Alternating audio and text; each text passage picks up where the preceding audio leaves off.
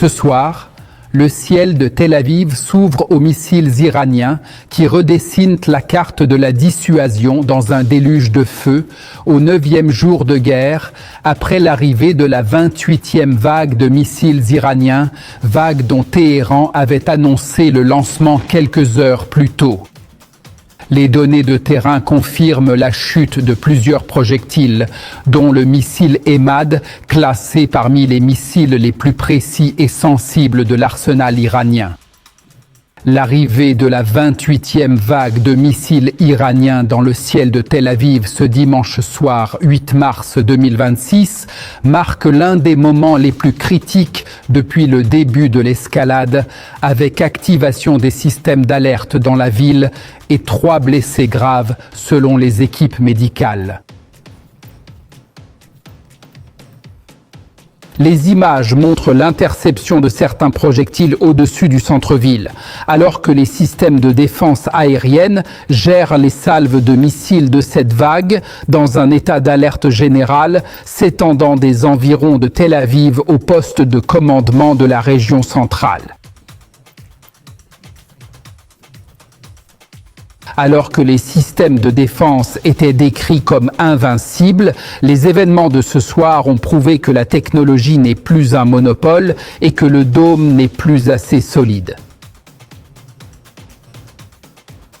Cette escalade reflète par sa nature et son timing un niveau différent de l'ampleur du terrain et ajoute une nouvelle couche à la carte de la confrontation ouverte en son 9e jour. Ce qu'on peut observer jusqu'à présent, c'est l'ampleur du mouvement au sein des systèmes d'urgence et de secours et le travail continu pour sécuriser les points qui ont connu la chute de débris ou ont été exposés aux ondes de choc résultant de l'interception des missiles.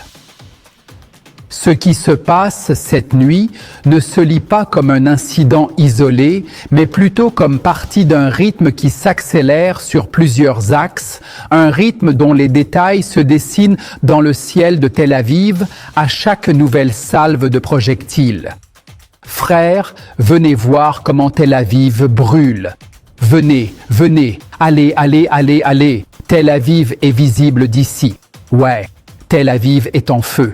En feu, du feu, du feu, du feu. Tu te rends compte, tu te rends compte. Et ces images que vous voyez proviennent du site de la frappe sur l'hôtel Hilton à Tel Aviv il y a peu. Et bien sûr, c'est l'un des établissements hôteliers les plus emblématiques du front de mer de la ville. Les images montrent un mouvement intense d'équipes médicales et de secours autour du bâtiment, ainsi que des résidents sortis des hôtels et immeubles voisins suite aux sirènes et répliques qui ont suivi la dernière vague.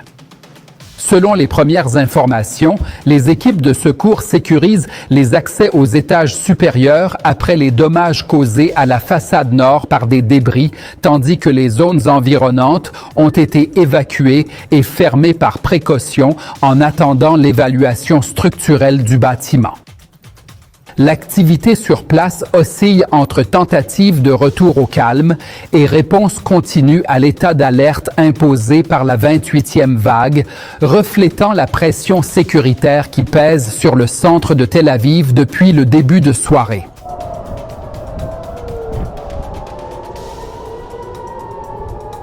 Il semble que l'axe longtemps décrit comme en attente ait décidé ce soir de prendre l'initiative. Officiellement, les déclarations iraniennes indiquent que cette vague de tirs constitue une riposte vengeresse, suite à la frappe ayant visé des dépôts et installations pétrolières en Iran la nuit dernière, site faisant partie des infrastructures vitales du secteur énergétique. Les autorités de Téhéran affirment que la frappe a touché plusieurs centres de stockage et installations d'approvisionnement, nécessitant une intervention d'urgence immédiate pour gérer les conséquences de ces frappes. D'épaisses colonnes de fumée ont été observées s'étendant au loin au-dessus de Téhéran, tandis que les autorités évoquaient une forte pression sur les systèmes anti-incendie et d'urgence pour maîtriser les feux déclenchés sur plusieurs sites de l'installation. Les premières estimations indiquent que la chaleur résultant de l'embrasement, la chaleur de l'incendie a forcé les secours à isoler un large périmètre autour des dépôts et à bloquer plusieurs routes d'accès, par crainte que l'impact ne touche les réseaux de distribution environnants. Les autorités ont qualifié la situation de test complexe pour l'infrastructure énergétique de la capitale, l'attaque ayant affecté les opérations d'approvisionnement dépendant de ces dépôts, nécessitant l'activation de plans d'urgence pour maintenir la stabilité opérationnelle.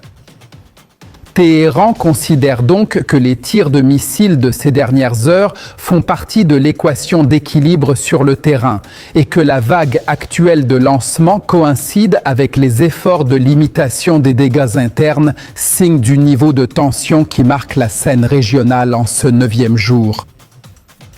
Dans un développement notable survenant à l'un des moments les plus sensibles depuis le début de l'escalade, les gardiens de la révolution iraniens ont dévoilé aujourd'hui ce qu'ils appellent la cité des missiles et des drones, une nouvelle installation souterraine abritant systèmes de lancement, dépôts d'équipements et ateliers de fabrication. Téhéran affirme qu'elle est dotée de technologies modernes qui renforcent ses capacités opérationnelles et de réaction. Les images diffusées par l'Iran montrent de longs tunnels s'enfonçant au cœur de l'installation, où sont déployés des missiles de moyenne et longue portée, ainsi que divers types de drones, dans ce que Téhéran présente comme un système défensif avancé, lui permettant d'élargir ses options de riposte et de gérer les opérations dans des conditions complexes.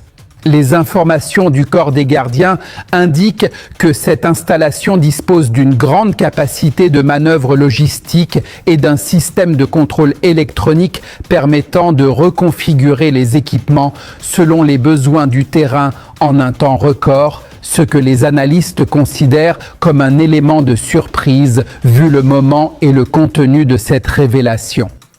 Ce qui frappe dans cette annonce, c'est qu'elle intervient alors que beaucoup dans la région estiment que l'Iran traverse une période de pression inédite et que sa capacité à poursuivre la confrontation s'est affaiblie ces derniers mois. Pourtant, la révélation de cette installation en images et en détail envoie un signal totalement inverse, montrant que Téhéran continue d'étendre ses capacités au moment même où certains s'attendent à un repli ou à un apaisement. Selon la déclaration iranienne, cette ville n'est pas isolée, mais fait partie d'un réseau intégré en développement depuis des années, visant à renforcer la préparation stratégique face aux scénarios possibles.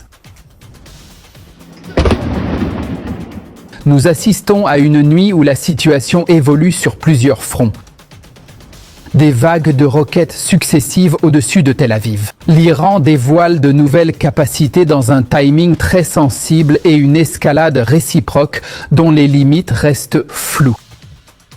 Ce soir, les niveaux opérationnels dans la région sont entrés dans une nouvelle phase et la gestion des prochaines heures dépendra des messages portés par ces vagues d'affrontements.